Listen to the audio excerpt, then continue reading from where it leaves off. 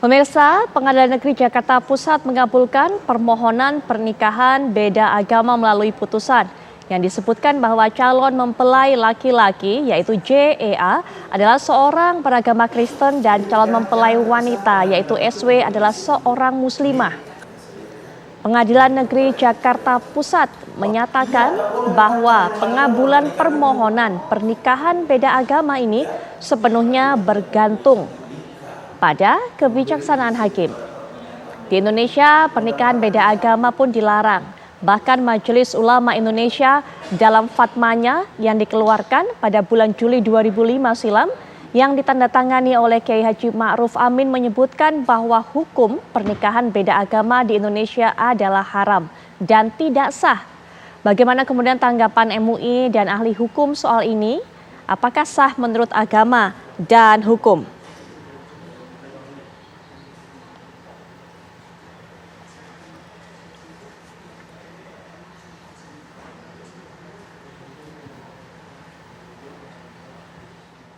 Perlu dipahami bahwa penetapan pengadilan itu keluar bukan memberi izin untuk menikah beda agama ya.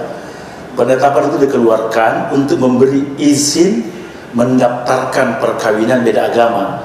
Hal ini berarti para pihak pemohon itu sudah menikah sebelumnya. Ya, menikah sebelumnya apakah di gereja atau di imam misalnya ya. Karena salah satu tidak ikut tentu beda agama. Nah itulah mendapat kesusahan untuk mendaftar di dinas catatan sipil. Nah, dengan suatu penetapan pengadilan itu boleh didaftar. Itu dasar hukumnya ada di putusan Mahkamah Agung nomor 1400 tahun 1986. Dan itu pengadilan lain sudah banyak, bukan hal baru ini ya. Karena jangan salah tafsir ya, bahwa penetapan yang keluar itu bukan untuk mengizinkan nikah beda agama, jangan, tidak seperti itu. Penetapan itu keluar untuk memberi izin mendaftarkan perkawinan beda agama itu yang telah dilakukan sebelumnya. Pemirsa, seperti yang sudah saya sampaikan sebelum jeda tadi, dalam perbincangan ini saya sengaja mengundang atau tim kami sengaja mengundang perwakilan dari MUI, kemudian juga ahli hukum pidana untuk bisa mendudukkan, melihat peristiwa ini dari dua sudut pandang. Dari sudut hukum Islam, bagaimana kemudian pelaksanaan fatwa MUI dan juga bagaimana MUI memandangnya, dan kemudian juga dari segi hukum positif Indonesia. Nah, untuk bisa berbicara lebih lanjut mengenai hal ini sudah hadir bersama saya walaupun secara daring. Kita akan dengarkan penjelasan dari Prof. Asrorun Niam selaku Ketua Komisi Fatwa Majelis Ulama Indonesia. Assalamualaikum warahmatullahi wabarakatuh. Selamat malam Prof. Niam. Waalaikumsalam warahmatullahi wabarakatuh. Selamat malam Mbak, gimana kabar? Sehat-sehat? Alhamdulillah sehat Prof. Niam. Baik Prof. Niam, kita sudah mengetahui memang tadi sudah kami jelaskan juga seperti apa fatwa MUI memandang pernikahan ini. Tapi mungkin juga ini perlu disosialisasikan kepada masyarakat. Dan juga masyarakat setelah keluar keputusan pengadilan negeri seperti itu Prof, mungkin banyak yang ragu, banyak yang bimbang juga. Lalu kemudian bagaimana status perkawinan ini dari hukum Islam memandangnya? Silakan Prof. Niam. Sebenarnya sudah sangat-sangat jelas, clear, baik perspektif hukum Islamnya maupun perspektif ketentuan peraturan perundang-undangannya, ya. Khususnya yang diatur di dalam Undang-Undang Nomor 1 Tahun 1974 tentang perkawinan. Yang pertama yang harus difahami, perkawinan itu berada di dalam rezim urusan apa? Semua sepakat itu adalah urusan keagamaan, bukan hanya sekedar kontrak sosial semata yang bebas dari nilai keagamaan. Karena itu pernikahan dikualifikasi absah baik secara keagamaan maupun diakui di dalam konteks kenegaraan jika dilaksanakan sesuai dengan ketentuan agama.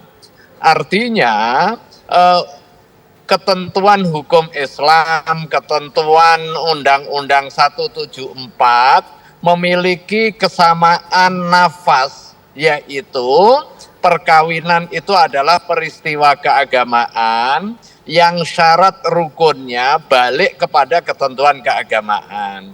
Sementara perkawinan beda agama itu tidak absah. Apalagi perempuan muslimah, yang laki-lakinya non-muslim. Itu bagian dari konsensus ulama yang menyatakan itu terlarang dalam konteks ini ya. Makanya kalau toh ada peristiwa putusan peradilan yang baru-baru dilaksanakan, itu sama sekali tidak berpengaruh kepada keabsahan.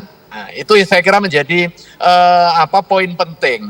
Baik secara keagamaan maupun pengakuan kenegaraan. Undang-Undang 174 secara jelas di dalam pasal 2 ayat 1, perkawinan sah jika dilakukan sesuai dengan ketentuan keagamaan.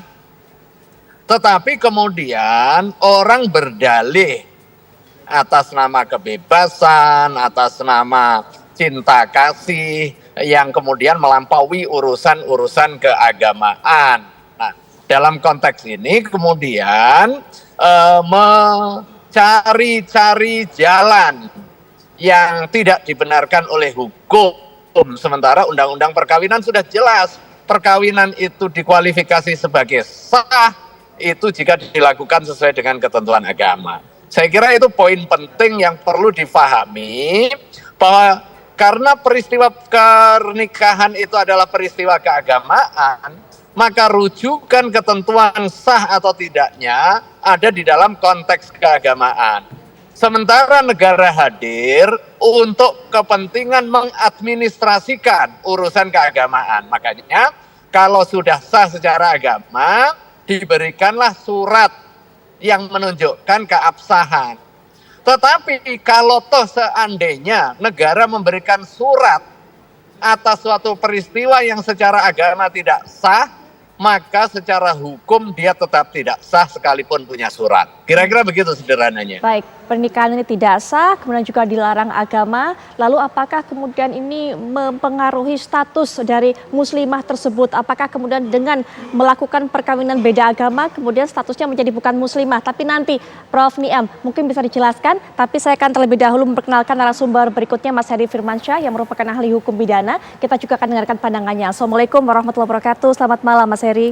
Waalaikumsalam warahmatullahi wabarakatuh. Selamat malam juga Mbak Putri. Mas Heri, ini bukan keputusan pertama. Sudah ada beberapa keputusan pengadilan negeri yang kemudian mengesahkan ini bisa dicatatkan. Itu menurut para hakim. Kemudian yang menjadi faktornya adalah sosiologis. Disebutkan bahwa memang kondisi Indonesia yang beragam, masyarakatnya beragam, wilayahnya beragam, kebudayaannya beragam, agamanya juga beragam. Sehingga katanya adalah ironis jika tidak mengizinkan pernikahan beda agama. Bagaimana memandang ini? Saya mungkin tidak akan mengomentari lebih jauh terkait putusan ansih dalam perkara ini ya. Tapi secara umum bahwa fenomena perkawinan beda agama ini kan tidak dapat dielakkan lagi ya. Tadi sudah disebutkan sama Mbak Putri juga, sudah beberapa kali tercatat. Dan mungkin juga dalam putusannya ada yang berbeda-beda. Ada yang menerima dan ada yang menolak gitu ya. Nah dalam standing yang menolak tadi perlu kita perhatikan legal standingnya ya. Rata-rata yang menerima ini tadi menyandarkan pada teori penafsiran dalam konteks ini sosiologis, di mana ada undang-undang dan kemudian ada fenomena yang terjadi di dalam masyarakat yang ditangkap oleh hukum itu sendiri. Maka penafsiran lebih kepada pendekatan sosiologis tadi. Dan juga metode penemuan hukum yang sifatnya argumentasi, dalam hal ini menggunakan penalaran. Dan pasal 27 ayat 27 Pasal 27 Undang-Undang Dasar 1945 juga kemudian dijadikan argumentasi awal untuk kemudian menerima hal tersebut. Tapi dalam konteks yang menolak, ini biasanya menyandarkan pada Undang-Undang Perkawinan ya, Undang-Undang 1 1974 tepatnya di pasal 2. Bahwa perkawinan itu menjadi sah dia ketika dilakukan oleh tata cara keagamaan dan keyakinan agama tersebut begitu ya. Itu dalam konteks yang dimaksudkan dalam undang-undang ini adalah keyakinan masing-masing tadi. Jadi tidak ada perbedaan di situ. Persoalannya dalam Undang-Undang Administrasi Kependudukan 23 tahun 2006 kalau saya tidak salah, itu juga di pasal 35A itu dimungkinkan pencatatan terhadap perkawinan beda agama. Nah persoalannya kalau bicara tentang pencatatan kan biasanya lebih kepada tugasnya dari Disduk Capil ya. Nah bukan KUA, karena KUA kan biasanya perkawinan yang dilakukan oleh mereka yang muslim, dua-duanya muslim, baik yang mempelai pria maupun mempelai wanita. Ya. Nah, persoalan dalam pencatatan ini kan dia hanya mencatatkan saja, dia tidak bicara dalam syarat materialnya, termasuk tadi bicara tentang syarat sah dalam konteks tadi kan. Nah, ini yang harus kita pahami dalam perdebatan mengenai putusan tersebut begitu. Dan kemudian ada yang menyandarkan juga pada putusan kasasi kalau saya tidak salah 1400 K Perdata tahun 1986. Nah, ini yang kemudian juga menjadi tolak ukur mengapa kemudian majelis hakim dalam hal ini memandang adanya heterogenitas tadi dan orang setiap orang yang ingin menikah itu tidak punya halangan untuk menikah gara-gara beda agama. Tapi kan pandangan ini sekali lagi tidak bisa berdiri sendiri. Bahwa dalam konteks hakim memutus itu kan harus ada kecerdasan yang sifatnya spiritual dan juga sifatnya intelektual, dan yang tidak boleh dilupakan adalah yang spiritual tadi, bukan hanya emosional, intelektual saja, tapi juga spiritual yang perlu ditekankan dalam hal ini. Dan berkaca pada suatu putusan, harusnya putusan itu kan tidak hanya bicara legal justice saja, tapi ada moral justice dan juga keadilan yang bersumber dari keadilan yang diinginkan oleh masyarakat. Nah, ini yang kemudian menurut saya menjadi penting, menjadi satu catatan penting dalam putusan ini.